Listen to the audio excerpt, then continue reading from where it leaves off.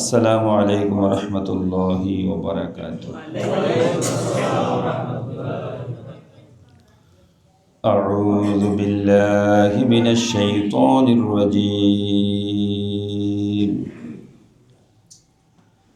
بسم الله الرحمن الرحيم. قل يا أهل الكتاب هل تنقمون منا إلا أن آمنا بالله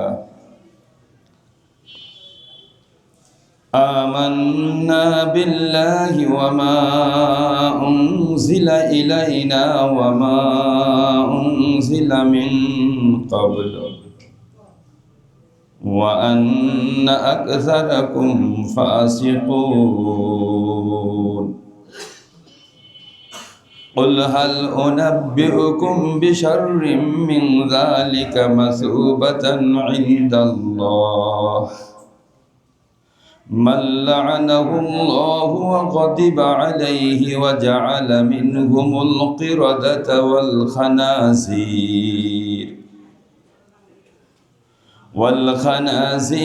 وعبد الطاغوت أولئك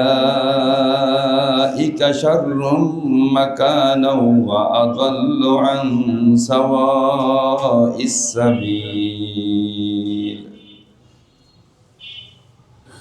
وإذا جاءوكم قالوا آمنا وقد دخلوا بالكفر وهم قد خرجوا به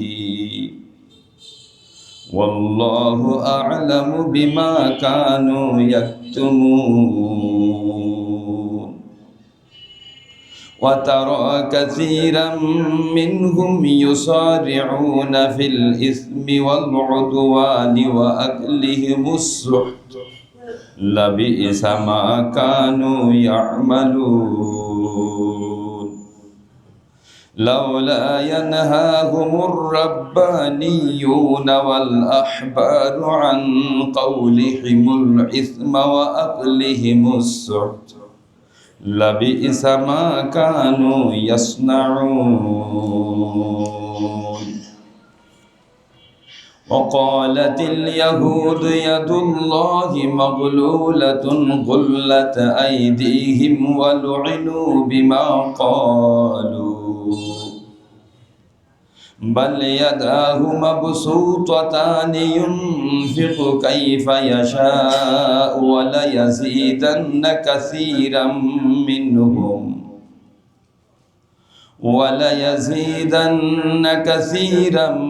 منهم ما أنزل إليك من ربك طغيانا وكفرا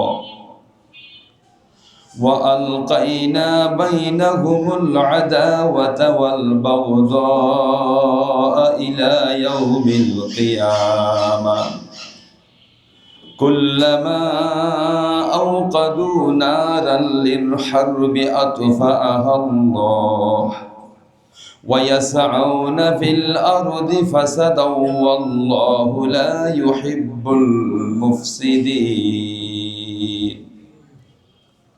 ولو أن أهل الكتاب آمنوا واتقوا لكفرنا عنهم سيئاتهم ولأدخلناهم جنات النعيم. ولو أنهم أقاموا التوراة والإنجيل وما أنزل إليهم من ربهم لأكلوا من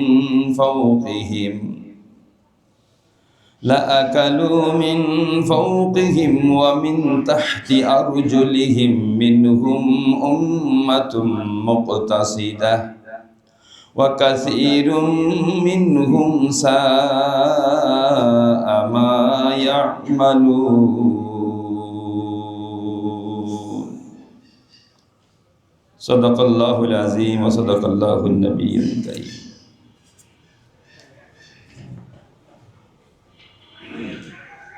আল্লাহ জাল্লা শানুহু রব্বুল ইজ্জত রব্বুল আলামিনের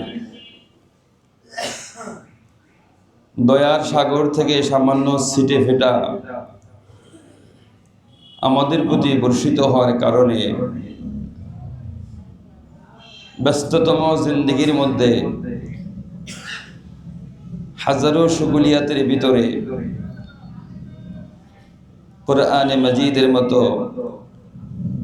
অমূল্য রত্নের সাথে সম্পর্কিত হওয়ার নিয়তে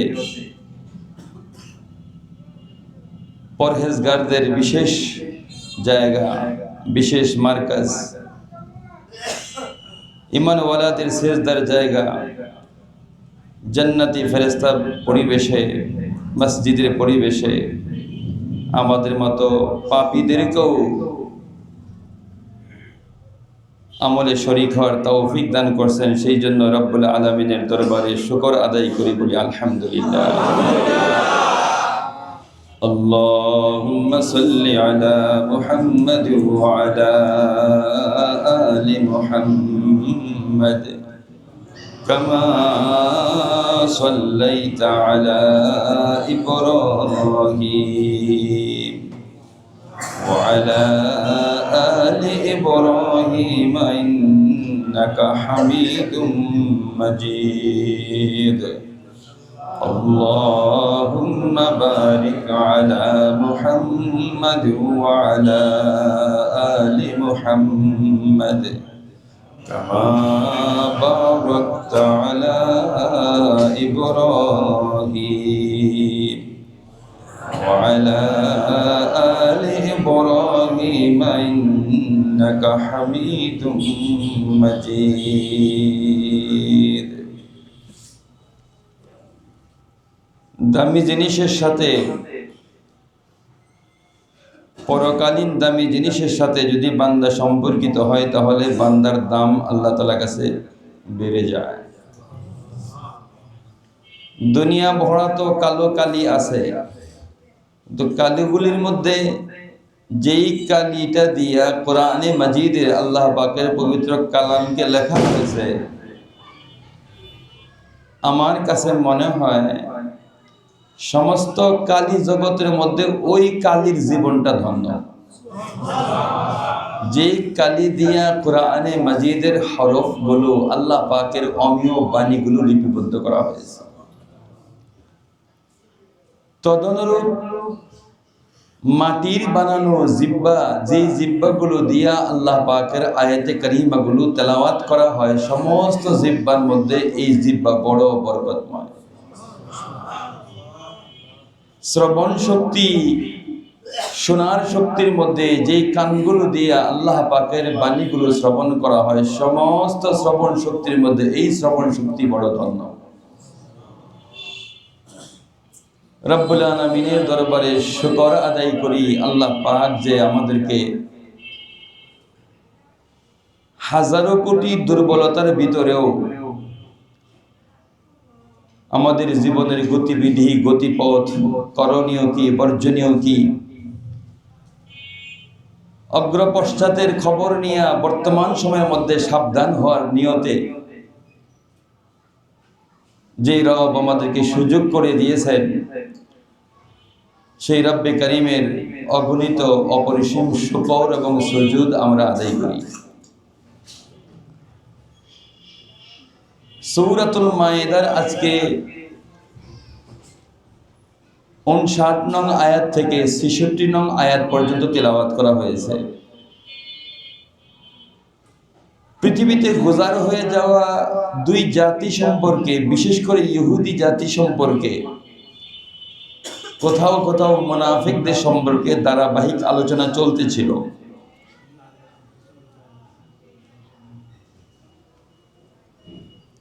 তাদের সাথে আমাদের বৈরিতা কোথায়, আমাদের দ্বন্দ্ব কোথায়, দ্বন্দ্বের মূল বিষয় কোন জায়গায়, এটা আমাদের চাইতে আমাদের রব ভালো জানেন।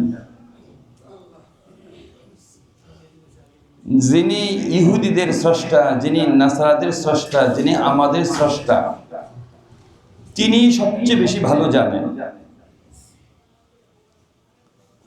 প্রথমোক্ত 4টি আয়াতে কারিমার শানে নুজুল হিসাবে এই বিবরণ উল্লেখিত আছে যে ইহুদিদের মধ্য থেকে 3 ইহুদি আবু ইয়াসির, রাফি ইবনে আবি রাফি, আদি ইবনে আমির,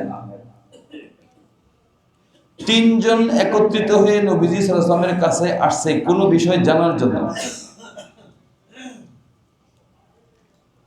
ইহুদিদের মধ্যে অবান্তর প্রশ্ন করাটা এটা তাদের আরেকটা তবিয়ত। মুসলমানদের মধ্যেও যদি কাউকে বিরক্ত করার জন্য অবান্তর প্রশ্ন উপস্থাপন করা হয় যেগুলোর কোনো প্রয়োজন নাই, এটা ওই জাতীয় সিফাত অনেকটাই। নবীজিকে নানাভাবে তারা যাতনা দিত। এর মধ্যে প্রশ্ন ছিল একটা, আয়েশা নবীজিকে জিজ্ঞাসা করতেছে যে মুহাম্মদ,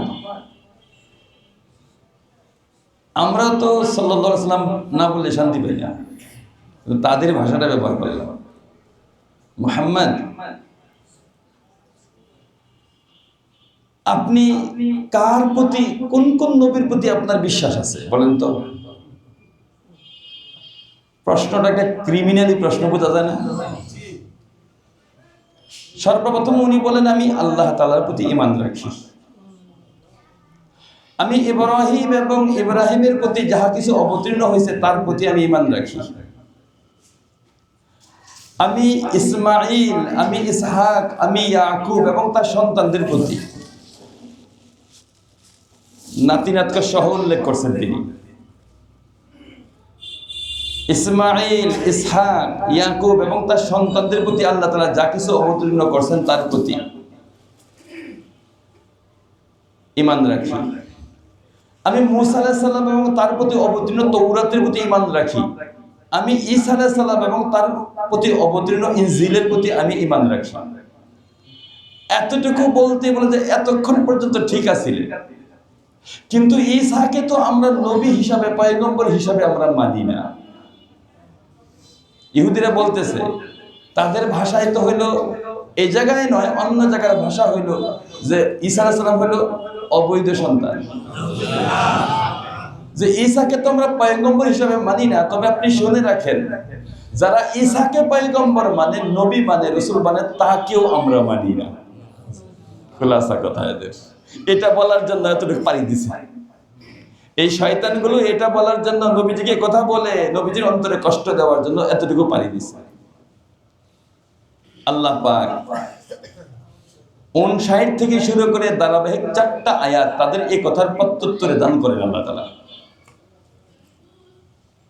সর্বপ্রথম তাদের সাথে আমাদের মৌলিক শত্রুতার বীজটা কোনটা, রুট কোনটা, এটা আল্লাহ তাআলা উল্লেখ করছেন। কুল ইয়া আহলাল কিতাবি হাল তানকিমুনা মিন্না ইল্লা আন আমান্না বিল্লাহ। এ নবী, তুমি আহলে কিতাবদেরকে ডেকে কথা বলে দাও, প্রশ্ন করো তুমি, হাল তানকিমুনা মিন্না, ইন্তাকাম, তোমার সাথে শত্রুতা, বৈরিতার, তোমাদের সাথে আমাদের মূল কারণ তো এটা ছাড়া আর কিছুই না, ইল্লা আন আমান্না বিল্লাহ, আমরা মুসলমানরা, আমরা উম্মতে মুহাম্মদী আল্লাহ তাআলার প্রতি ঈমান আনছি, এটা হলো মূল একটা কারণ। ওয়ামা উনজিলা ইলাইনা, আমাদের প্রতি যে কিতাব, আসমানি কিতাব অবতীর্ণ হয়েছে এটার প্রতি আমরা ঈমান আনছি, এটা শত্রুতার, বিদ্বেষ, বৈরিতার আরেকটা কারণ। ওয়ামা উনজিলা মিন ক্বাবল, পূর্বে যত কিতাব অবতীর্ণ হয়েছে, যত নবী এবং রাসূল আগমন করছেন, সেই সমস্ত রাসূলদের প্রতি অবতীর্ণ কিতাবের প্রতি ঈমান আনা আরেকটা কারণ। ওয়া আন্না আকসারাকুম ফাসিকুন, নিশ্চয়ই তোমাদের অধিকাংশই পাপাচারী, সবাই নয়। বোঝা গেল অধিকাংশ বলাতে বোঝা গেল কিছু বাদ আছে। কিছু বাদের মধ্যে যারা উনাদের সম্মান অতীব বেশি, যারা তাওরাতের প্রতিও ঈমান আনছে, ইনজিলের প্রতিও ঈমান আনছে, এমত অবস্থায় আবার নবীজির সাথে সাক্ষাৎ হয়েছে, কোরআনের সাথে সাক্ষাৎ হয়েছে, আগের কিতাবের প্রতি ঈমান আনছে, পরের কিতাবের প্রতি ঈমান আনছে, অর্থাৎ ইনজিলের প্রতি ঈমান আনছে, আবার মুহাম্মদ সাল্লাল্লাহু আলাইহি ওয়াসাল্লামের প্রতি অবতীর্ণ কিতাবের প্রতি ঈমান আনছে, তারা তো এর ভিতরে পড়তে পারে না। আল্লাহ তাআলা বলছেন তোমরা অধিকাংশই পাপাচারী, কিছু ব্যতীত কারা? যেমন আব্দুল্লাহ ইবনে সালাম রাদিয়াল্লাহু তাআলা আনহু, ওনাদের মধ্যে অন্যতম।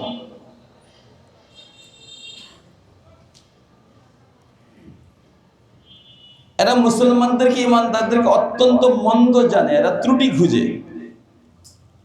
আল্লাহ তাআলা আমাদের নবীজিকে বলছেন এদেরকে বলো তো যে এর চাইতেও জঘন্য ত্রুটি কোনটা আছে, এটাকে আমি বলে দিব। তোমরা তো মুসলমানদের মধ্যে ত্রুটি খুঁজো, এর চাইতে জঘন্য ত্রুটি কোনটা আছে? কুল হাল উনাব্বিউকুম বিশাররিম মিন যালিকা মাসুবাতান ইনদাল্লাহ। কুল, এই নবী আপনি বলে দেন, হাল উনাব্বিউকুম বিশাররিম মিন যালিক, আমি এর চাইতে কি? ইহুদিদের কেউ বলতো যে মুসলমানদের ধর্মের চাইতে হতভাগ্য ধর্ম, হতভাগ্য জাতি দুনিয়া এবং পরকালে আর একটাও নেই। এরা খুব হতভাগ্য, খুব খারাপ। আল্লাহ তাআলা বলেন তুমি একটু জিজ্ঞাসা করো এর চাইতেও মন্দ কি, তোমাদেরকে বলে দেব। অর্থাৎ এভাবে বলেন নাই তোমরা এর চাইতে মন্দ, এ কথা না বলে একটু পরোক্ষভাবে বলছে যে এর চাইতে মন্দের খবর কি আমি তোমাদেরকে দিব। মাসুবাতান ইনদাল্লাহ, ভয়াবহ পরিণতি, আল্লাহ তাআলার কাছে ভয়াবহ পরিণতির শিকার বা পরিণতির শিকার হবে। এদের কথা বলবো, মাল্লাআনাহুল্লাহ, যাদের প্রতি আল্লাহ তাআলা লানত করছেন। আল্লাহ তাআলা কাদের প্রতি লানত করছেন? ইহুদি জাতির প্রতি। ওয়াইরিল মাগদুবি আলাইহিম, অধিকাংশ মুফাসসিরিনে কেরাম একমত সূরা ফাতিহার মধ্যে গায়রিল মাগদুবি আলাইহিম, এই যে জাতিটা এটা হলো ইহুদি জাতি। ওয়া গাদিবা আলাইহি, একই শব্দ এখানে ব্যবহার করা হয়েছে, ওয়া গাদিবা আলাইহি, যাদের প্রতি আল্লাহ অত্যন্ত রুষ্ট, অত্যন্ত রাগান্বিত, এরা হইল মন্দ। এরা ভালো করে জানে এরা কারা। ওয়া জাআলা মিনহুমুল কিরাদাতা ওয়াল খানাজির, যাদের মধ্য থেকে একটা শ্রেণীকে বানর বানিয়ে দেওয়া হয়েছিল, এরা ভালো করে জানে তাদের পূর্বপুরুষের একটা শ্রেণীকে বানর বানানো হয়েছিল। ওয়াল খানাজির, কাউকে কাউকে শূকর বানানো হয়েছিল। ওই বানর বানানো হয়েছিল, এটা আপনারা খুব ভালো মনে থাকার কথা। এরা শনিবার দিন কি অপরাধ করছিল? মাছ মারছিল, ষড়যন্ত্রমূলক মাছ মারা। ষড়যন্ত্রমূলক মাছ মারা বলতে কিরকম? এরা ওই সাগর পারে জানে তো, যেমন আমাদের কক্সবাজারের মধ্যেও সীমান্ত এরিয়ার মধ্যে, চট্টগ্রামের মধ্যেও সীমান্ত এরিয়ার মধ্যে, সাগরের মধ্যে একটা বিশেষ জায়গায় ফ্ল্যাগ দেওয়া থাকে না? এই ফ্ল্যাগটা দেখেই বাকিরা বুঝে যায় অতটা সময় এই পর্যন্ত জোয়ার আসবে, এরপরে ভাটা আসবে। এটা সতর্ক হওয়ার জন্য ফ্ল্যাগ সিগন্যাল এটা দেওয়া থাকে। তো এরা ভালো করে জানে কখন জোয়ার আসবে, জোয়ারের পানি কোন পর্যন্ত যাবে, ওই জায়গায় জায়গায় এরা খানা খন্দক এটা খনন করে রাখছে। এমন ভাবে ক্যানেল করে রাখছে যে পানি পর্যাপ্ত পরিমাণ যেন এখানে আসে। আসার পরে ভালো মানুষের মতো শনিবার দিন আল্লাহ তাআলা এদের ঈমানকে যাচাই করার জন্য আল্লাহ তাআলা পর্যাপ্ত পরিমাণ সাগরের মাছ, এমনিই তো সাগর হলো মাছের আধার, পর্যাপ্ত পরিমাণ মাছ, হালাল মাছ, এদের বুড়া বুড়া মাছ, বয়স্ক মাছ, গুপ বাসায়া বাসায়া পানির উপর দিয়ে ভাইসা ভাইসা আসতো। আর এরা তো আবার নিষেধ, ওরা তো জানে যে ওইটা ধরা যাবে না, তো যেভাবে ধরলে গুনাহ হবে না এটা আবার নিজেরা বানায় নিছে। ওইরকম ক্যানেল দিয়ে আইসা গর্তের মধ্যে যখন ঢুকে পড়ে, পরে যখন এই বাটা যখন লাগে পানিটা চলে যায়, আস্তে করে মুখের মধ্যে একটু কাদা দিয়ে রাখে বা একটা বেষ্টনী দিয়ে রাখে যেন না যাইতে পারে, আটকায় রাখলো। এদেরকে বলা বলি করতেছে যে আপনারা এই মাছ ধরতেছেন কারণটা কি? তুমি না না, আমরা শনিবারে তো মাছ ধরি, নাস্তা এই টাইপের বাটপাড়া আছে না মুসলমানদের মধ্যে? শনিবারে তো মাছ ধরি না, মাছ তো আমরা রবিবার দিন ধরি। মাছ তুমি রবিবারে ধরো, তোমার মাছের কাছে যাইতে কইছিল? আল্লাহ কি তোমার বলছিল মাছের কাছে যাও? আল্লাহ কি জানে না শনিবার দিনের মাছ হারাম করা হয়েছে, শিকার হারাম করা হয়েছে? এটা কি শিকার হয় নাই? তুমি ঘরে আনো নাই, কিন্তু জিওল দিয়ে রাখছো। ঘরে আনছো না, জিওল দিয়ে রাখছো। ওই জামানার ভালো মানুষগুলো অনেকবার এদেরকে বোঝানোর পরে শেষ পর্যন্ত মানে না, শেষ পর্যন্ত ওয়াল নির্মাণ করা হয়েছে, তোমরা যারা মাছ খাও তোমাদের সাথে আমরা থাকবো না। আল্লাহর মেহেরবানি, ওয়ালের এই পাশের মানুষ ভালো, এক লম্বা রাত অতিবাহিত হয়েছে, এক রাতের ভিতরে দেখে যে তাদের দরজা খোলার কোনো শব্দ শোনা যায় না। পরে দেখা গেল ওরা ওয়াল উকি দিয়ে দেখে এই সবগুলো বানর হয়ে গেছে। এটা আবার মনে করেন না বর্তমান জামানার যে বানর, এগুলো না, বানর আগেও ছিল, এখনো আছে। ওই বানরকে আল্লাহ তাআলা বংশবৃদ্ধি করেন নাই, আল্লাহ তাআলা ধ্বংস করে দিয়েছেন। 3 দিন পরেই সমস্ত বানরগুলো দুনিয়া থেকে ধ্বংস হয়ে গেছে। বলেন এই জাতিটা কাদের মধ্যে? ইহুদিদের মধ্যে। তাহলে এদেরকে বলতেছে খারাপ শুনো কারা? তোমরা তো বলো যে মুসলমানদের চাইতে, মুমিনদের চাইতে, এই উম্মতে মুহাম্মদের চাইতে খারাপ এবং হতভাগ্য দুনিয়া এবং আখিরাতের মধ্যে নাই। আসল খারাপ শুনো। বলেন তো আমার বাবারে যদি কেউ খারাপ বলতে থাকে, তা আমি এর ভিতরে আছি কি আছি না? এমনি আছি। সরাসরি না বলে কেউ পরোক্ষভাবে আল্লাহ তাআলা বলতেছে ওয়া আবাদাত তাগুত। তোমরা যারা তাগুতের পূজা করেছো, তাগুতের পূজা বলতে এরা শয়তানের পূজা, বাছুর পূজা, গরুর পূজা, মূর্তি পূজা করছে কি করছে না? বলছে শোনা খারাপ কারা? উলাইকা শাররুম মাকানাও ওয়া আদাল্লু আন সাওয়াইস সাবিল।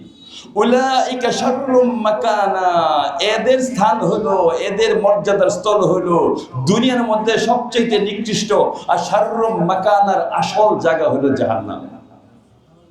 এর চেয়ে অপদস্থ নিচু জায়গা, এর চেয়ে খারাপ জায়গার হইতে পারে না। দুনিয়ার অবস্থান সবচেয়ে নিকৃষ্ট তোমাদের, আর শাররুম মাকানার আসল জায়গা হলো জাহান্নাম। এটা পরকালে তোমাদের জন্য।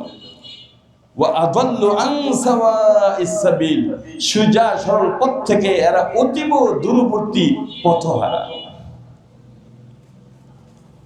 ওয়া ইযা জাউকুম ক্বালু আমান্না ওয়া কাদ দাখালু বিল কুফরি ওয়া হুম কাদ খারাজু বিহি ওয়াল্লাহু আ'লামু বিমা কানু ইয়াকতুমুন। ইহুদিদের মধ্যে কিছু ইহুদি এরকম ছিল, এরা উপর দিক দিয়ে লেভেল লাগাইছে, মুসলমানের লেভেল লাগাইছে। এটা ওদের চেয়ে তারা ডেঞ্জার বেশি। নবীজির কাছে যখন আসতো, আয়েশা আল্লাহর প্রতি ঈমান, রাসূলের প্রতি ঈমানের এরা পরিচয় দিত। কেন? এক হলো নবীজিকে ধোঁকা দেওয়া, আরেক হলো নবীজির অন্তর্নিহিত গোপন সংবাদগুলো ওদের কাছে বলে দেওয়া। ঘরের শত্রু বেশি মারাত্মক না?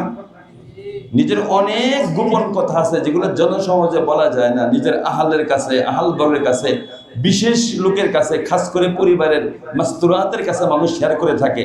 আর তার কাছে যদি গোপন লিক থাকে আমার শত্রুর কাছে পৌঁছায় দেওয়ার জন্য, এর চাইতে জঘন্য সাপ আর কে হইতে পারে? সে আমার অতীব বিশ্বাসী হওয়ার কারণে তার কাছে অতীব একটা গোপন বিশ্বস্ত কথা তার কাছে আমি বলছি। আর সবচেয়ে বড় খেয়ানত এর চাইতে গাদ্দারের কি করতে পারে? এই জন্য বাহ্যিকভাবে সে আমার ঘরে থাকে, আমার খাটে থাকে, আমার বিছানায় থাকে, কিন্তু ভিতরে ভিতরে সে আমার সবচেয়ে বড় শত্রু কিনা? মুনাফিকরা হলে সেম। উপর দিক দিয়ে দাঁড়িয়ে রাখছে, নামাজ আদায় করে, নবীজির সাথে থাকে, কিন্তু নবীজির মুসলমানদের গোপন সংবাদগুলো, অরিজিনাল বেঈমান যেগুলো আছে, কট্টর বেঈমান, তাদের কাছে লিক করে তারা জানায় দেয়। এরা অত্যন্ত ভয়ানক। আল্লাহ তাআলা এদের পরিচয় দিতেছে। ওই যে যারা আসছে এদের মধ্যে কিছু আছে মুনাফিক, এদের কথা বলতেছে যে এদের কথায় তুমি ধোঁকা খাও না। ওয়া ইযা জাউকুম ক্বালু আমান্না, এরা যখন তোমার কাছে আসে বা আপনার কাছে আসে, আয়েশা বলে আমরা আল্লাহ ঈমান আনছি, আমান্না আমরা ঈমানদার। ওয়া কাদ দাখালু বিল কুফরি, এরা আসলে ঢুকছে কুফরের সাথে, উপরে লাগাইছে ঈমানদারদের লেভেল। ওয়াহুম কাদ খারাজু বিহি, তোমার দরবারে আয়েশা মুসলমান হয় নাই, বের হওয়ার সময়ও তাদের সাথে কুফরই ছিল, এরা বেঈমানই ছিল। ওয়াল্লাহু আ'লামু বিমা কানু ইয়াকতুমুন, তাদের সিনার ভিতরে যা গোপন আছে তারা গোপন করতে পারে, কে জানেন? আল্লাহ খুব ভালো করে জানেন। وَتَرَى كَثِيرًا مِّنْهُمْ يُسَارِعُونَ فِي الْإِثْمِ وَالْعُدْوَانِ وَأَكْلِهِمُ السُّحْتَ, পর্যাপ্ত পরিমাণ ইহুদিদের ত্রুটি বর্ণনা করা হইতেছে। এই ত্রুটিতে যেন আমরা ত্রুটিযুক্ত না হই, তাদের পরিচয় পেশ করা, এটা হলো একটা কারণ। একটা হলো এই ত্রুটি যেন আমরা ত্রুটিযুক্ত না হই। আমাদের মধ্যে খুঁজে দেখবেন এই জাতীয় রোগগুলো আছে। ওয়া তারা কাসীরাম মিনহুম, আপনি দেখবেন তাদের মধ্যে বিশেষ একটা অংশ, অধিক অংশ, ইউসারিউনা ফিল ইসম, পাপের মধ্যে প্রতিযোগিতা দিয়ে দৌড়াইতেছে। পাপ যদি মানুষের অভ্যাস হয়ে যায়, করতে করতে করতে করতে যখন অভ্যাস হয়ে যায়, ইচ্ছা না থাকলেও মানুষ পাপ করে। রন্ধ্রে রন্ধ্রে যখন অভ্যাসে, রক্তের বিন্দুতে বিন্দু যখন পাপ পৌঁছায় দেয়, তখন তার এটা অভ্যাস হয়ে যায়। একদিন আমি মনে হয় বলছিলাম, আমার পরিচিতদের মধ্যে এখন মাশাআল্লাহ অনেক ভালো হয়েছে। এটা গীবত হবে না, যেহেতু আপনারা ওনাকে চিনেন না। অনর্থক মিথ্যা কথা বলে, প্রয়োজন নেই কোনো। জিজ্ঞাসা করলাম যে কাকা তুমি এরকম করো কেন, অনর্থক, দরকার নাই, এরকম করো কেন, মিথ্যা কথা বলো কেন, কোনো প্রয়োজন ছিল এই মিথ্যা কথাটা বলা? ভাতিজা, মিথ্যা বলতে বলতে এরকম হয়ে গেছে, মিথ্যা ঠিক মতো না বললে বাথরুম ক্লিয়ার হয় না, বাথরুম ক্লিয়ার হয় না মিথ্যা না বললে। অভ্যাস এই পরিমাণ নিয়ে নিয়েছে, মিথ্যা বললে শরীরটা ভালো লাগে, মজা লাগে। আমার তো মনে হয় দুনিয়ার চাষটল হোটেল যেগুলো আছে, যেগুলো যেই জায়গাগুলো মুসলমান সব জায়গায় বসতে পারে না, বসা উচিত না। একটা মৌ পোকা, মৌমাছি সব জায়গায় বসতে পারে, বসলে কি হয়? তার মৌমাছির আইনে তার মৃত্যুদণ্ড হয়। এই জন্য প্রত্যেকটা মৌচাকের নিচে দেখবেন যে নিচে অনেকগুলো গলা কাটা পড়ে রয়েছে। কেন? সে ভুল জায়গায় বসার কারণে, মন্দ জায়গায় বসার কারণে এখানে যে বিচারক আছে, এখানে যে ব্যাটালিয়ন আছে, তাদের শাস্তি হলে তাকে শিরোচ্ছেদ করা হয়েছে। তাকে যেহেতু মন্দ জায়গায় বসছে, তার ওই আর মধুর চাকের মধ্যে আসার অনুমতি তার নেই। এই জন্য মুসলমান সব জায়গায় বসতে পারে না, ইমানওয়ালা সব জায়গায় বসতে পারে না। আমরা মধুর পোকার চাইতেও বেশি দামি, কারণ আমাদের গায়ের মধ্যে নবীজির লেভেল, ভিতরের মধ্যে আল্লাহর প্রতি ঈমান। কাজে আমরা অনেক দামি মৌমাছি, আমরা সব জায়গায় বসতে পারি না। আমরা এরকম জায়গায় বসতে পারি, এরকম জায়গায়। কোরআনের এই জায়গায় বসার জন্য আমাদের উচিত 1 সপ্তাহ অপেক্ষায় থাকা। এটার জন্য আমরা লালায়িত। আমরা যেখানে সেখানে আমি বসতে পারি না, আমি উচিত না আমার জন্য বসা। তো এরা পাপাচারের অভ্যাস এই পরিমাণ যে প্রতিযোগিতা করতেছে, ওয়াল উদওয়ান, শত্রুতা, জুলম, এগুলোর জন্য তারা প্রতিযোগিতা করতেছে। আকলিহিমুস সুহত, হারাম খাওয়া এরা প্রতিযোগিতা করতেছে। এখানে আল্লাহ তাআলা সুদের কথা বলছেন, মূলত সর্বপ্রকারের সুদ, ঘুষ, যত হারাম খাবার আছে, ওই হারাম খাওয়ার জন্য এরা পারস্পরিক প্রতিযোগিতা করতেছে। লাবিইসা মা কানু ইয়ামালুন, তাদের ঈমান এবং আমল ভালো না খারাপ? ঈমানটাও বড় খারাপ, আমলটাও বড় খারাপ। মা লাবিইসা মা কানু ইয়ামালুন, এদের আমল কতই না নিকৃষ্ট। এই আয়াত বেশি ভয় লাগে আমার। এরপরের যে আয়াতটা, আল্লাহ যেন আমাদেরকে হেফাজত করে। লাউলা ইয়ানহাহুমুর রাব্বানিয়ুনা ওয়াল আহবারু আন কাউলিহিমুল ইসমা ওয়া আকলিহিমুস সুদ লাবিইসা মা কানু ইয়াসনাউন। ইহুদিদের মধ্যে যারা আলেম, সুফি টাইপের, এদেরকে বলা হয় রাব্বানি বলা হতো। কি বলা হতো? রাব্বানি। যারা এমনি আলেম, মাসআলা মাসাইল খুব ভালো জানে, তাদেরকে আহবার বলা হতো। অথবা ইহুদি আলেমদেরকে রাব্বানি বলা হতো, খ্রিস্টান আলেমদেরকে আহবার বলা হতো। অথবা রাষ্ট্রীয় ক্ষমতায় যারা আছে তাদেরকে রাব্বানি বলা হয়, আর যারা রাষ্ট্রীয় ক্ষমতায় নাই এমন আলেমদেরকে আহবার বলা হয়। ইহুদি এবং খ্রিস্টানদের এই নামে তাদের পরিচিতি ছিল। তিনটা যৌক্তিক। আল্লাহ তাআলা বলতেছেন যে এরা এত যে অপরাধী, লাউলা ইয়ানহাহুমুর রাব্বানিয়ুনা ওয়াল আহবার, এই সমস্ত সুফি, পীর, মাশায়েখ, উলামা কেরাম কেন এদেরকে আন কাউলিহিমুল ইসমা, এই সমস্ত পাপাচারী কথা, ওয়া আকলিহিমুস সুহতা, এরকম দুর্নীতি, হারাম খাওয়া, সুদ খাওয়া, ঘুষ খাওয়া, এগুলোতে কেন তারা বাধা দেয় না? এই বিবরণ দেওয়ার পরে মুফাসসির কেরাম উল্লেখ করছেন এই উম্মতের যেই উলামায়ে কেরামগুলো তার চোখের সামনে অপরাধ সংঘটিত হওয়ার পরেও সে কিছু বলে না, জাতিকে সাবধান করে না, সেও সেই জঘন্য ইহুদি নাসারা আলেমদের মতোই। বড় ভয় লাগে আমাদের এ বিষয়ে। মানুষ আমাদেরকে আলেম মনে করে, বড় ভয় লাগে, না জানি কোন সত্য কথা আমি আমার স্বার্থের কারণে গোপন করে ফেলি, আর আমি ইহুদি খ্রিস্টান আলেমদের মতো না জানি মাগদুব মাদলুল যেন আমি হয়ে যাই, এটা বড় ভয়ের বিষয়।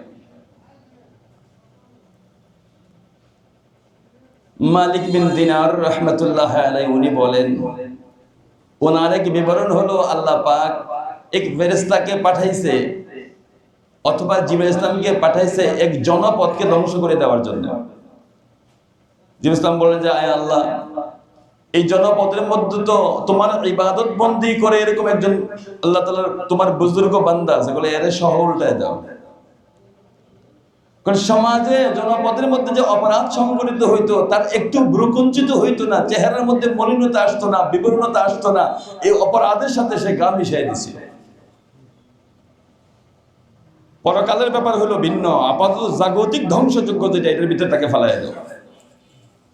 ইউশা ইবনে নূন আলাইহিস সালামের কাছে আল্লাহ তাআলা ফেরেশতাদের মাধ্যমে সংবাদ পাঠাইলেন যে আমি তোমার উম্মতের 1,00,000কে ধ্বংস করে দিব। 40,000 হলো সৎ, 60,000 হলো অসৎ। ইউশা ইবনে নূন আলাইহিস সালাম আল্লাহ তাআলার কাছে আরজি পেশ করেন, আয় আল্লাহ, 60,000কে তুমি ধ্বংস করবা এটা তো যৌক্তিক, কিন্তু 40,000কে তুমি ধ্বংস করবা সৎ, এটা তো কেমন মনে হয়? বলে এরা সৎ ঠিক আছে, কিন্তু এরা যখন অপরাধ করতো এই অপরাধের ব্যাপারে এদের চেহারা কখনো বিকৃতি হইতো না, বিতৃষ্ণা আসতো না, দুর্কঞ্চিত এরা হইতো না, এদের সাথে বন্ধুত্ব ঠিক রাখতো। এদের এত সৎ আমার দরকার নাই, এইগুলো অসতের সাথে এরাও এক জাতীয় অসৎ, এদেরকে আমি হালাক করে দিলাম। এই আমল থেকে দূরে সরার কারণে আজকে আমার পরিবারের আহালবর্গ যেগুলো আছে এই দায়িত্বটা পালন না করার কারণে অনেকটাই লাওয়ারিসের মতো, লাগামহীনের মতো হয়ে যাইতেছে কি যাইতেছে না? আমার কবরে আমি যেমন, আমার হাসরে আমি উঠবো, অসুবিধা কি? না, আমার উপর অর্পিত কিছু দায়িত্ব আছে আমার সন্তানের ব্যাপারে। আমার রক্ত দিয়ে যে আমাকে বানানো হয়েছে, আমাকে যে সমাজপতি বানানো হয়েছে, আমাকে যে উপজেলাপতি থানাপতি বানানো হয়েছে, এমনি না, আমার কিছু দায়িত্ব আছে। শুধু সরকারি কর্মকর্তা দুর্নীতি এরা দমন করবে, শুধু দায়িত্ব এদের না, উম্মতে মুহাম্মদী হিসেবে আমাদের দায়িত্ব আছে কি আছে না? ওয়ালতাকুম মিনকুম উম্মাতুন ইয়াদউনা ইলাল খায়র, তোমাদের মধ্যে এক শ্রেণী তো এরকম হওয়া উচিত যাদেরকে খায়রের পথে ডাকবে, ওয়ায়ামুরুনা বিল মা'রুফ ওয়া ইয়ানহাউনা আনিল মুনকার, ভালোর কথা বলবে, অন্যায় থেকে বাধা দিবে, এটা তো থাকতে হবে। লাবিইসা মা কানু ইয়াসনাউন, এদের কর্ম কতই না নিকৃষ্ট। এই সমস্ত সুফি আলেম মাশায়েখ এদের কর্ম কতই না নিকৃষ্ট। আরবি ভাষায় যদিও সবাই আমরা মাদ্রাসায় পড়ি নাই, তবু বললে আপনারাও বুঝবেন। কাজ, এই কথাটা বোঝানোর জন্য আরবি ভাষায় 3টা শব্দ ব্যবহার করে। একটা হলো ফেল, একটা কি ফেলুন, শুদ্ধ শব্দ হলো ফেলুন, আমরা বলি ফেল। একটা হলো আমালুন বা আমাল, এই যে আমল বলে তোমার আমল ভালো না, এটা বলি কি বলি না, বা আমল ভালো। একটা হলো ফেল, একটা হলো আমাল, একটা হলো সনা, একটা কি সনা, সোয়াদ নুন আইন সনা। ফেল বা কর্ম বা কাজ, এটা জানোয়ারেরও হইতে পারে, হাইওয়ানাতেরও হইতে পারে, আবার মানব জাতিরও হইতে পারে। এটা উভয় শ্রেণীর জন্য, গরু মহিষ এদের যে কাজগুলো আছে এগুলো বোঝানোর জন্য ফেল শব্দটা ব্যবহার করা হয়। কিন্তু আমাল একমাত্র মানুষের জন্য ব্যবহার করা হয়। আমলটা কার জন্য ব্যবহার করা হয়? এটা ইচ্ছাই হোক আর অনিচ্ছাই হোক, ইচ্ছাকৃত হোক আর অনিচ্ছাকৃত হোক, এটা মানুষের ক্ষেত্রে ব্যবহার করা হয় আমল।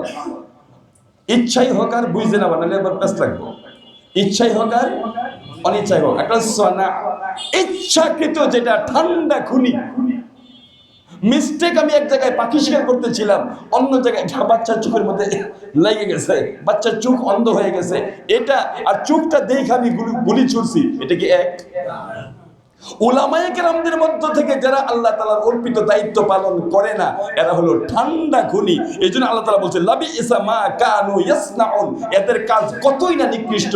কিন্তু কাজ বোঝানোর জন্য ফেল ব্যবহার করতে পারতেন, আমল ব্যবহার করতে পারতেন, এখানে এসে ব্যবহার করছেন ইয়াসনাউন, অর্থাৎ এই সমস্ত উলামায়ে কেরামগুলো ঠান্ডা খুনি।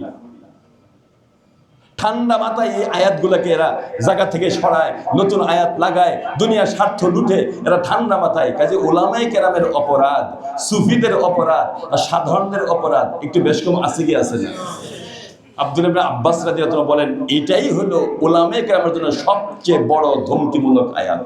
এর চেয়ে ভয়াবহ আয়াত হইতে পারে না।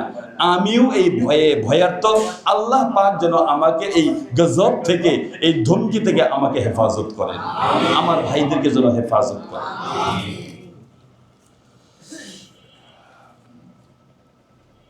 وقالت اليهود يد الله مغلولة غلت أيديهم ولعنوا بما قالوا بل يداه مبسوطتان ينفق كيف يشاء وليزيدن كثيرا منهم ما أنزل إليك من ربك طغيانا وكفرا।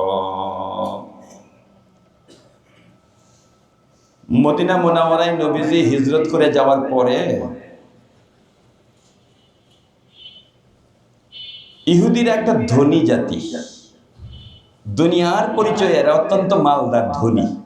এখনো সারা পৃথিবীতে শীর্ষস্থানীয় ব্যবসায়ী যারা,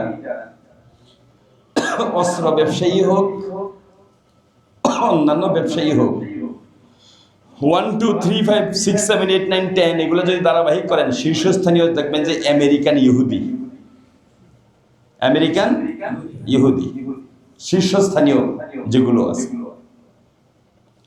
ইহুদিরা, মদিনার ইহুদিরা ব্যবসায়ী ছিল, তো এরা আগে থেকে ধনী ছিল। নবীজি মক্কা থেকে মদিনায় 622 ঈসাই সনে হিজরত করে যাওয়ার পরে এদেরকে যখন দাওয়াত দিয়েছেন, এরা ডাকে খুব একটা সাড়া দেয় নাই। আপাতত আল্লাহ নাট একটু টাইট দিয়ে দিয়েছেন। রিজিকের মালিক কে? আল্লাহ। নাট একটু টাইট দিয়ে দিয়েছেন, ও রিজিকের দরজাগুলো সংকুচিত করে দিয়েছেন আল্লাহ তাআলা, ইহুদি জাতির প্রতি সংকুচিত করে দিয়েছেন। অনেক সময় ধোঁকা খাওয়ার কোনো কারণ নাই, ইমানদারদের জন্য আল্লাহ তাআলা রিজিকের দরজা অনেক সময় কি করে দেন? সংকুচিত করে দেন, তবে একটু বেশ কম আছে। একটা উদাহরণ দিলে বুঝবেন। তোতা পাখিকে মানুষ লালন পালন করে, ঘুঘুকে লালন পালন করে, কবুতরকে লালন পালন করে, কবুতরকেও খানা দেয়, আবার ইঁদুরও খানা দেয়। দুইটার মধ্যে একটু বেশ কম আছে কি আছে না? খানা তো দেখতে দেখা যায় দুটোটারে খানা দিচ্ছে, কিন্তু খানা দেওয়ার মধ্যে একটু বেশ কম আছে। কেউ যদি চুরি করে, এই কথাটা কোরআনে বলছে, এই কথাটা মুফাসসির বলছেন বিদায় এই উদাহরণটা আমার বাহিরের, আর এই উদাহরণটা মুফাসসির নিজে উল্লেখ করছে। সেটা হলো, কারো হাতের মধ্যে যদি ক্যান্সার হয়, ক্যান্সার হইলে পরে ডাক্তার অনেক সময় বলে যে কবজা থেকে কেটে ফেলেন, বলে কি বলে না? তার বাকিটুকু হেফাজতের জন্য এখান থেকে গ্রিপ থেকে ছুটায় ফেলেন। আবার কেউ যদি চুরি করে, তবু তাকে শরীয়তের বিচার হলো তার কবজা থেকে সরায় ফেলা। তো বলেন তো, দুটোটাই কবজা থেকে সরায় ফেলা হয়েছে, কিন্তু একটা হলো বাঁচানোর জন্য আর আরেকটা হলো তাকে শাস্তি দেওয়ার জন্য, ঠিক ঠিক না? একটা হলো তাকে বাঁচানোর জন্য, ক্যান্সার হয়েছে হাতে, কবজা থেকে ছুটে ফেলো। ক্যান্সার হয়েছে পায়ে, হাঁটু থেকে ছুটায় ফেলো, যেন এই জানটা উপরে না আসতে পারে। এটাও সরানো আর ওইটাও সরানো বেশ কম আছে কি আছে না?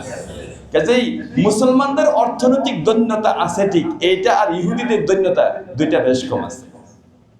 আমাদের অর্থনৈতিক দৈন্যতা এটা হলো আমাদের উন্নতির জন্য, অর্থাৎ চির সুখের ঠিকানা, সেখানে আমরা যাবো। তো এই ঠাঙ্ক দুনিয়ার জিনিস দিয়ে, ওই যে আমি একটা উদাহরণ দিই, অনেক সময় এক সময় মনে হয় মসজিদে দিয়েছিলাম, কালকেও মনে হয় আমার এক জায়গায় মজমা ছিল, তো এই উদাহরণটা দিয়েছিলাম আমি। আমার যে ভাইরা আছে তাদেরকে বলছিলাম, ভাই টাকা পয়সা কম বিধায় আপনারা মনে কষ্ট পায়েন না, মনে যেন কষ্ট না থাকে। উদাহরণটা কি? আজ থেকে 50-60 বছর আগে বলছিলাম আপনাদেরকে, এক বাবা সন্তানকে একজনকে দিয়েছে 50 টাকা, আরেকজনকে দিয়েছে কয় টাকা? 2 টাকা। মনে আছে কথাটা? 2 টাকা 50 টাকা বলা 22 23 24 25 পর্যন্ত 1-1.5 ঘন্টা যাইতে পারছে, পরে যাইতে পারে না। 2 টাকাওয়ালা কি বলছে? जाने के आटाना, आने के आटाना, आटाना के आइसक्रीम, आटाना के डाब, बस हिसाब सब सब। बाबा আমি গেলাম। যেই ছেলেকে 2 টাকা দিছে তার বাবা, বলেন তো তার জন্য সহজ হয়েছে কি হয়েছে না? আর ওই বেচারা 1-1.5 ঘন্টায় মাথা মাথা ঘামায় মোটামুটি 23, 24, 25 পর্যন্ত গেছে, আর বাকি 25 খবরই নেই, হিসাবে দিতে পারে না। এই জন্য মুসলমানদেরকে, মুমিনদেরকে আল্লাহ তাআলা ক্রাইসিস যে দান করেন, এটাও আল্লাহর একটা নিয়ামত। এটাও আল্লাহ তাআলার এক অপূর্ব নিয়ামত। এটা নবীজি সাল্লাল্লাহু আলাইহি সাল্লামকে আল্লাহ তাআলা অনেক অসহায় রাখছেন, দরিদ্র রাখছেন। 40 দিন তো এরকম আছে। এক হাদিস তো গতকাল তো বললাম, মনে হয় হাদিস আজকে বললাম, 40 দিন তো এরকম অতিবাহিত হয়েছে, 2 কৃষ্ণ দ্রব্য, 2 কালো দ্রব্য ছাড়া না ওইখানে ধোঁয়া জ্বলছে, ধোঁয়া জ্বলে নাই। 40 দিন পর্যন্ত 2 আসওয়াদান, 2 কৃষ্ণ দ্রব্য খেয়ে আমরা জীবনযাপন করছি। একটা হলো খেজুর আর পানি, ধোঁয়া জ্বলে নাই। তার মানে কি কোনো পাকশাক? এরকম কষ্ট নবীজিকে দিছে। এটার মধ্যে 2 হিকমত। এক হইল আল্লাহ রাব্বুল আলামিন জান্নাতের সর্বোচ্চ মাকাম কার জন্য? নবীজি। আরেকটা হিকমত আছে, আমরা আমাদের মতো কষ্ট সহিষ্ণু মানুষ যারা, অসহায় মানুষ যারা, ইয়েতিম মানুষ যারা, তাদের ব্যথায় যেন নবীজি ব্যথিত হন।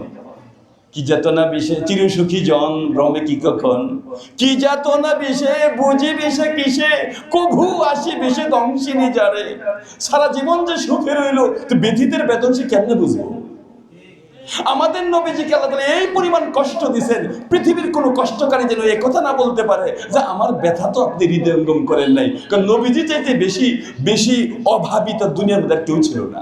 অথচ নবীজি বলছেন, আমি যদি চাইতাম লা আজরিয়া মাই জিবাল যাহাবি ওয়াল ফিদ্দা।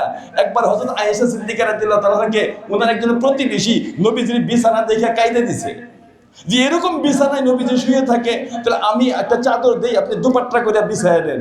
নবীজি এসে কি বলছে, রুদ্দিহি ইয়া আয়েশা, আয়েশা এটা তুমি ঘোরায় দাও। ওয়ালাউ শি'তু লা আজরি আল্লাহু মা'i জিবাল যাহাবি ওয়াল ফিদ্দা। আমি মুহাম্মদ যদি চাইতাম তাহলে মদিনার পাহাড়গুলো স্বর্ণ এবং রূপা হয়ে আমার পিছনে পিছনে চলতো। কিন্তু আল্লাহ তাআলা এই 2 কারণে সবচেয়ে সম্মানী জায়গায় আল্লাহ তাআলা ওনাকে উঠাবেন, আর আমাদের মতো ব্যথাতুরের ব্যথা হৃদয়ঙ্গম করা, এই জন্য আল্লাহ তাআলা ওনাকে রাখছেন। এটাও ওনার প্রতি আল্লাহ তাআলার এক নিয়ামত। কাজেই টাকা পয়সা কম দেখে মনে কষ্ট, এক ইমানের সম্পদ যে আমারে দিছে, এটা কয় হাজার কোটি বিলিয়ন ট্রিলিয়ন দাম, ক্যালকুলেটরে ধরবো। আমাকে যদি ইহুদি বানায় দেওয়া হয়, আর আমাকে যদি সারা দুনিয়ার সবচেয়ে বড় ধনী বানায় দেওয়া হয়, আমাকে যদি বিল গেটসের উত্তরাধিকারী বানায় দেওয়া হয়, কি দরকার? আমি এক সন্ধ্যা খাবো মোটা চাউলের ভাত খাবো, আরেক সন্ধ্যা খাবো না, আমি ধৈর্য ধারণ করবো, এভাবে আমার জীবন পার হয়ে যাবে। বাস কবর পর্যন্ত যদি আমি ঈমান নিয়ে যাইতে পারি, আমার আর টেনশন আছে? আমার তো এরকম হওয়া চাই। কেউ অপরাধ করলো, ঠিক আছে অপরাধী, তাকে আরবিতে ফাসিক বলা হয়। কিন্তু কেউ অপরাধ যদি এই সীমানায় পৌঁছা যায়, স্বয়ং আল্লাহকে গালিগালাজ করে, আল্লাহর ব্যাপারে মারাত্মক কথা বলে, এইটা তো কেমন অপরাধ বলে? হুজুর আকরাম সাল্লাল্লাহু মক্কা থেকে মদিনায় নিয়ে গেছেন, ইহুদিদের নাট একটু টাইট দিয়ে দিয়েছে। নাট টাইট দেওয়া হয়েছে, তাদেরকে হয়তো শুধরাবে, তারা একটু সংকুচিত হয়ে আসবে যে হ্যাঁ রে, হয়তো বা মুহাম্মদের প্রতি ঈমান না আনার কারণে, কোরআনের প্রতি ঈমান না আনার কারণে মনে হয় আমাদের ক্রাইসিসটা হয়েছে, হয়তো এভাবে অনুতপ্ত হবে। এটা ছিল তাদের উচিত। কিন্তু এরা বিপরীত কি বলল? এদের মধ্যে 2 ইহুদি, ফখুদা ইবনে আজুরা, একজন হলো ফখুদা ইবনে আজুরা অথবা নাব্বাস। ফখুদা অথবা নাব্বাস, মনে থাকবে আপনাদের? মনে থাকবে না? তার নাম হলো ইহুদি নাম ফখুদা অথবা নাব্বাস। 2 জনের কোনো একজন অথবা উভয়জন। এরা বলে যে আল্লাহ তাআলার সম্পদ মনে হয় এখন ফুরায় গেছে। বলেন, আল্লাহ তাআলা খাজানার মালিক, সমস্ত খাজানার মালিক, ওই আল্লাহ তাআলার মালিকের ব্যাপারে এরা অপরাধী, ঠিক আছে অপরাধী, যখন আল্লাহর ব্যাপারে এই কথাটা বলে তখন কেমন হয়? যে আল্লাহর মনে হয় খাজানা ফুরায় গেছে, আল্লাহ মনে হয় কৃপণ হয়ে গেছে, অথবা মনে হয় আল্লাহর হাতকে জানি বাইদা রাখছে। আস্তাগফিরুল্লাহ, আস্তাগফিরুল্লাহ, আস্তাগফিরুল্লাহ। এই জাতীয় চিন্তাও তো আমাদের, আমরা আমলে ত্রুটি আছে আমরা জানি, চিন্তাও নাপাক, চিন্তাও ঠুট দিয়ে আসবে দূরের কথা, আমাদের আল্লাহর ব্যাপারে, আমাদের মালিকের ব্যাপারে আমাদের দিলের ভিতরে কখনো আসে না।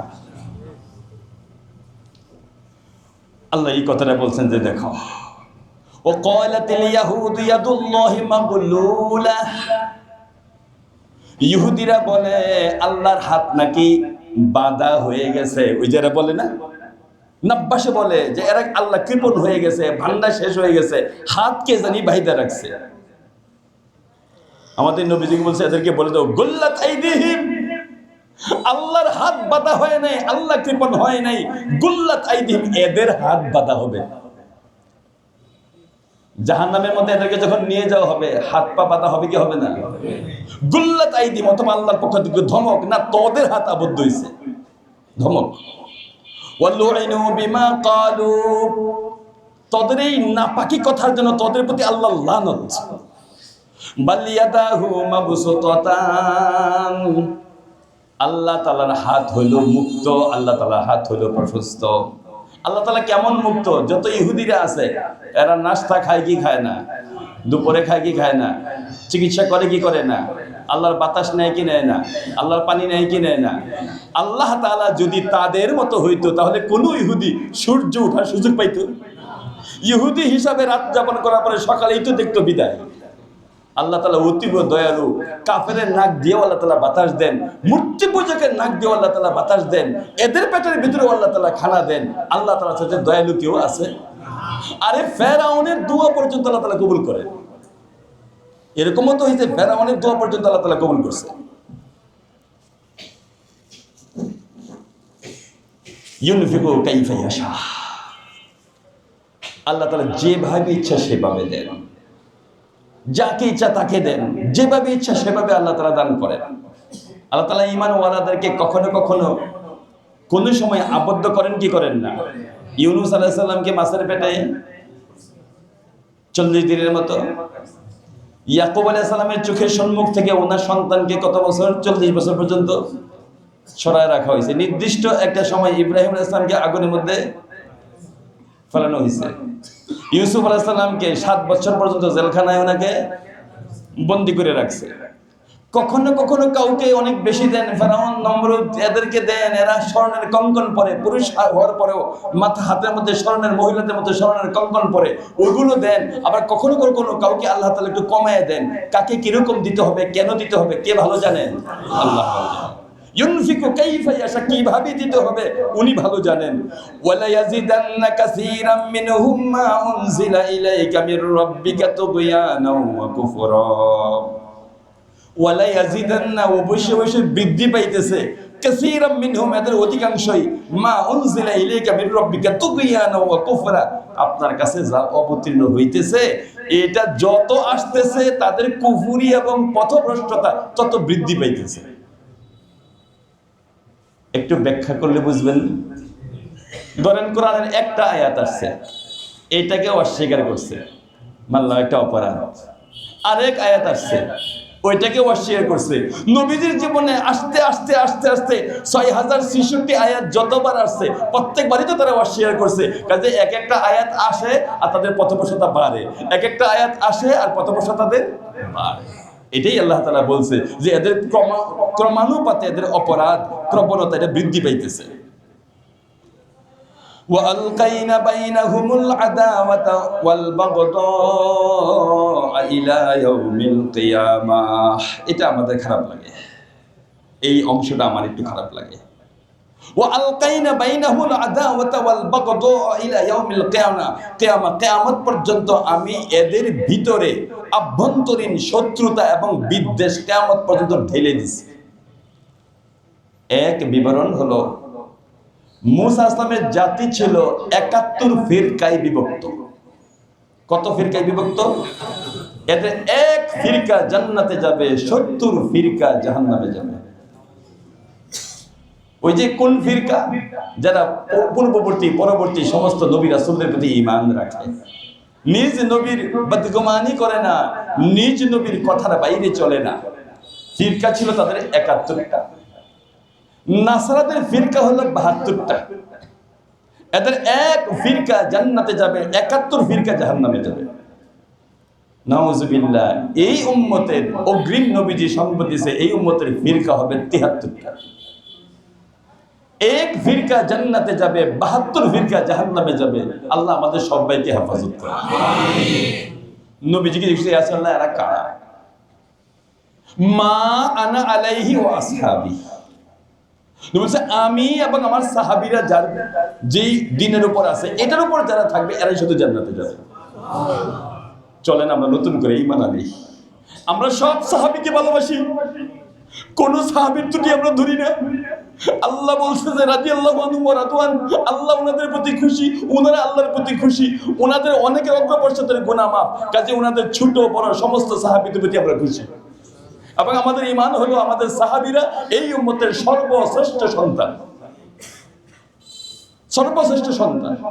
আমরা আমাদের নবীজি যত খবর দিছে সমস্ত খবরের প্রতি ঈমান আনছি, যদিও হয়তো আমলের মধ্যে ত্রুটি বিচ্যুতি আছে, আল্লাহর কাছে ক্ষমা চাই, আল্লাহ যেন আমাদেরকে মাফ করে দেয়। আমাদের নবীজির প্রতি ঈমান আনছি। নবীজির চরিত্রের ব্যাপারে আমরা কোনো দিন মন্দ কল্পনা, মন্দ ধারণা, মন্দ বলা আমাদের মধ্যে নাই। পূর্ববর্তী সমস্ত নবীদের প্রতি আমরা ঈমান আনছি, আল্লাহর কিতাবের প্রতি ঈমান আনছি, গায়েবের খবর, ফেরেশতা সহ জান্নাত জাহান্নাম সবার প্রতি ঈমান আনছি। আল্লাহ তাআলা আমাদেরকে যেন দয়া কইরা ওই যে নবীজি বলছে মা আনা আলাইহি ওয়া আসহাবি, যারা আমার এবং সাহাবীদের আহলুস সুন্নাহ ওয়াল জামা এর উপর থাকবে, আল্লাহ যেন আমাদেরকে অন্তর্ভুক্ত করে। ওই 72 কে আছে জানি না, 72 এর ভিতরে যেন আমাদের নাম না থাকে। এমনিই তো চালান নাই, আমলে দুর্বলতা আছে আমাদের। এই জন্য এই আয়াতও আমার কাছে ভয় লাগে। وَأَلْقَيْنَا بَيْنَهُمُ الْعَدَاوَةَ وَالْبَغْضَاءَ إِلَى يَوْمِ الْقِيَامَةِ, আমি ঢেলে দিয়েছিলাম এদের মধ্যে আভ্যন্তরীণ শত্রুতা এবং বিদ্বেষ কিয়ামত পর্যন্ত। কুল্লামা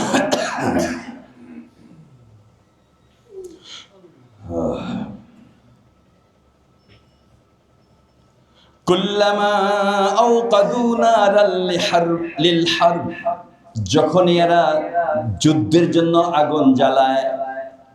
ইহুদিদের আরেকটা সিফত হলো এরা যুদ্ধের জন্য কি জ্বালায়। পৃথিবীতে বর্তমান জামানায় যে যুদ্ধগুলো আছে, কম বেশি যেখানে যেখানে যুদ্ধ আছে, পৃষ্ঠা উল্টায় দেখবেন সবগুলোর মধ্যে আগুন জ্বালাইছে ইহুদিরা। আল্লাহ বলছে যে ইহুদিরা যখন যুদ্ধের আগুন জ্বালায়, ইহুদিদের সিফত বর্ণনা করতে যায়, বলছে এই তাদের এই চরিত্রটা আমাদের ধারণা না আল্লাহর বলা? সন্দেহ আছে কোনো? কাজে বর্তমান ফিলিস্তিন সহ সারা পৃথিবীর মধ্যে যত জায়গায় যুদ্ধের আগুন জ্বলতেছে সমস্ত জায়গার মধ্যে ভিতরে এরা আগুনের স্ফুলিঙ্গ লাগাইছে ইহুদিরা, ভিতরে ভিতরে এরা লাগাইছে, সন্দেহ নাই। তো যখনই এরা যুদ্ধের জন্য আগুন জ্বালায়, আগুন লাগায়, যে পর্যন্ত এই উম্মতে মুহাম্মদী পারস্পরিক শত্রুতা যখন ছিল না, মুসলমানরা যখন কোরআনকে তাদের একমাত্র আল্লাহ তাআলার পক্ষ থেকে আগত সংবিধান মনে করত, এর উপর আমল করত, এর উপর ঈমান রাখত, ওই পর্যন্ত এই সমস্ত শত্রুতা মুসলমানদের কোনো ক্ষতি করতে পারে নাই।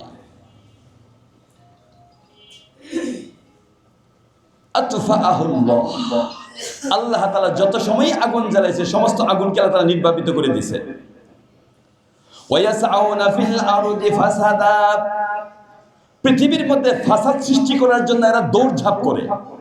ওয়াল্লাহু লা ইউহিব্বুল মুফসিদিন, এই সমস্ত মুফসিদ ফাসাদকারী ইহুদিদেরকে আল্লাহ তাআলা কি করেন না, ভালোবাসেন না।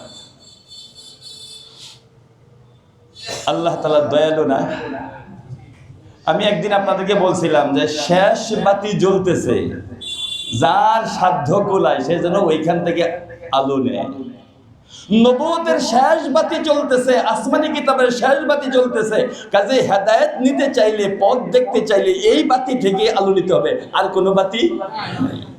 আল্লাহ শেষ তাদেরকে একটা নসিহত করতেছেন যে এখনো তোদের সময় আছে, এখনো যদি তোরা তওবা করস, এখনো যদি তোদের আগের নবীর প্রতি তোরা ঈমান আনস, এখনো যদি এই নবীর প্রতি ঈমান আনস, এই কোরআনের প্রতি ঈমান আনস, তাহলে এখনো আমি আল্লাহ কথা দিলাম তোদেরকে আমি মাফ করে দিব এবং তোদেরকে জান্নাতুল নাঈমের মধ্যে দিয়ে দিব।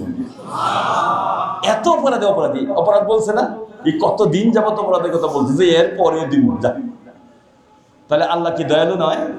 দেখেন কি সুন্দর করে বলছে আল্লাহ তাআলা, ওয়ালাউ আন্না আহলাল কিতাবি আমানু, তথাকথিত এই আহলে কিতাবগুলো যদি ঈমান আনে ওয়াত্তাকাও এবং আল্লাহ তাআলাকে ভয় করে লাকাফফারনা আনহুম সাইয়্যাতিহিম, অবশ্যই অবশ্যই তাদের সব গুনাহ আমি মাফ করে দেব।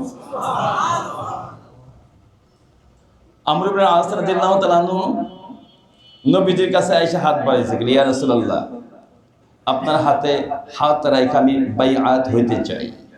তিনি তখন মুসলমান না, অর্থাৎ মুসলমান হইতে চাই। এতটুকু বলার পরে হাত ঘুটাই নিছে। নবীজি হাত এখনো ধরতে পারেননি, হাত আবার ঘুটাই নিছে। বলে আমার ঘুটাই নিলা কেন? বলে একটা শর্ত, একটা কথা আমাকে দিতে হবে, আমার অতীতের সমস্ত গুনাহ মাফ করে দিতে হবে, তবে আপনার হাতে হাত রেখে আমি ঈমান গ্রহণ করব। নবীজি বলছে আমার তুমি জানো না, কেউ যখন ঈমান গ্রহণ করে তার পূর্ববর্তী সমস্ত গুনাহ আল্লাহ মাফ করে দেয়।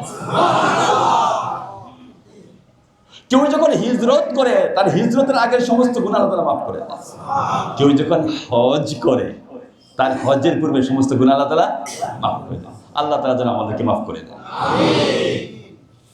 আল্লাহ ইহুদিদেরকে বলছেন লাকাফফারনা আনহুম সাইয়্যাতিহিম, এদের সমস্ত গুনাহ মাফ করে দেওয়া হবে।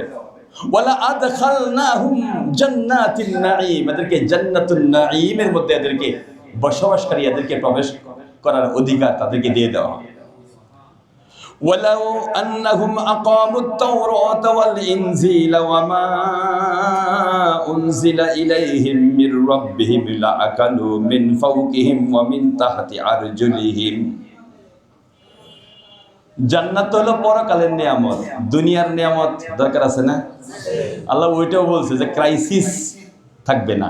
মদিনার মধ্যে ক্রাইসিস আছে না? আমি বলছিলাম আপনাদেরকে মদিনায় ক্রাইসিস। এরা যখন আল্লাহ রাসূলের কথা মানে না, আল্লাহ তাআলা রিজকের নাটকে একটু টাইট দিয়ে দিয়েছে।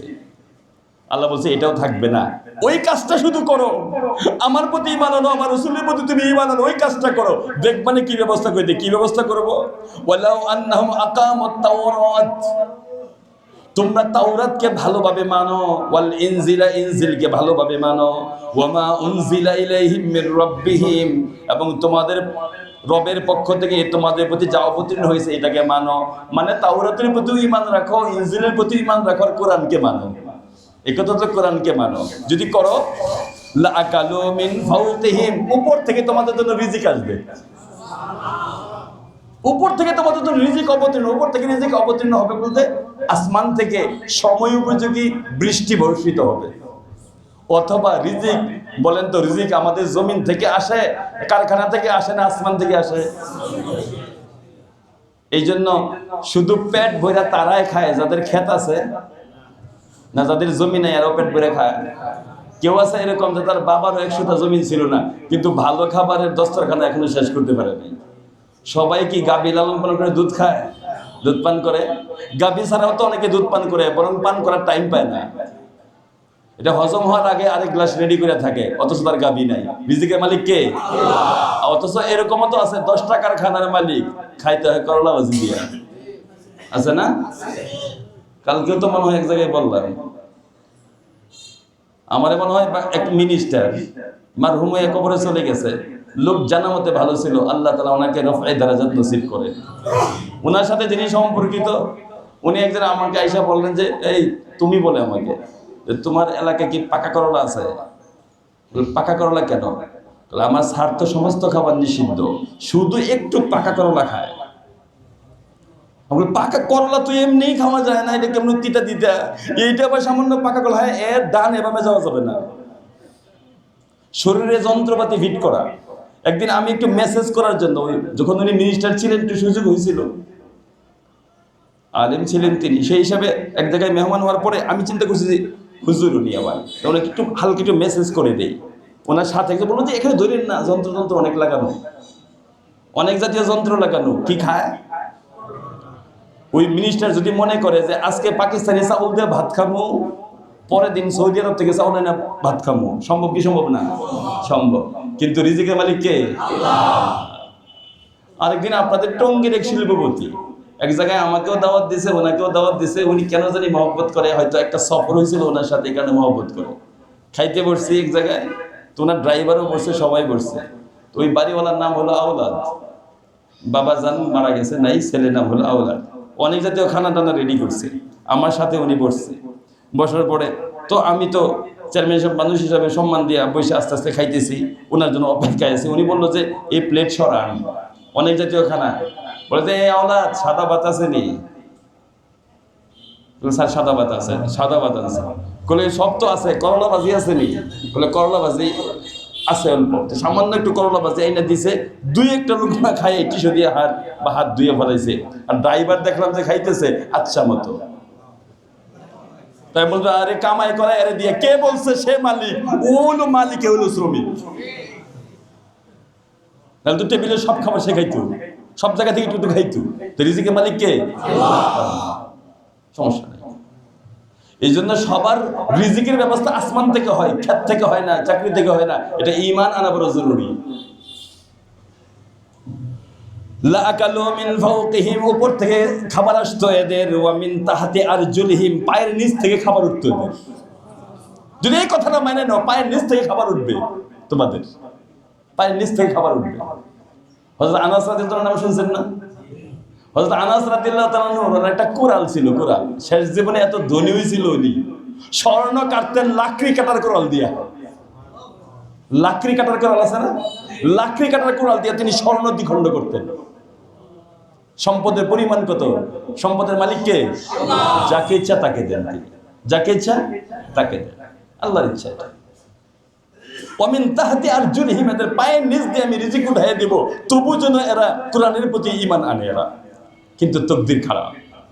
মিনহুম উম্মাতুম মুকতাসিদা, এদের মধ্যে একটা শ্রেণী উম্মাতে মুকতাসিদা, একটা শ্রেণী ভালো, মধ্যবর্তী একটা শ্রেণী আছে যারা নবীজির প্রতি ঈমান আনছে, তাদের নিজের নবীর প্রতি ঈমান আনছে, অধিকাংশই ফাসিক। ওয়া কাসীরুম মিনহুম সাআ মা ইয়ামালুন, এদের অধিকাংশের আমল হলো অত্যন্ত নিকৃষ্ট।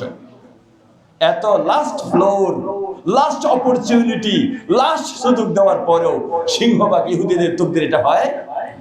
আর এদের আন্ডা বাচ্চা হলো যেগুলো বর্তমানে আমাদের মুসলমানদের বাচ্চার কলিজা যে খান খান করে ফেলে, বাস্তবিটা শেষ করে দেয়, ওদের আন্ডা বাচ্চা। এদের চরিত্র আল্লাহ তাআলা আমাদের সম্মুখে উপস্থাপন করার মূল কারণ হলো আমরা যেন এদের মতো না হই, আর শত্রুকে চিনে রাখা ভালো।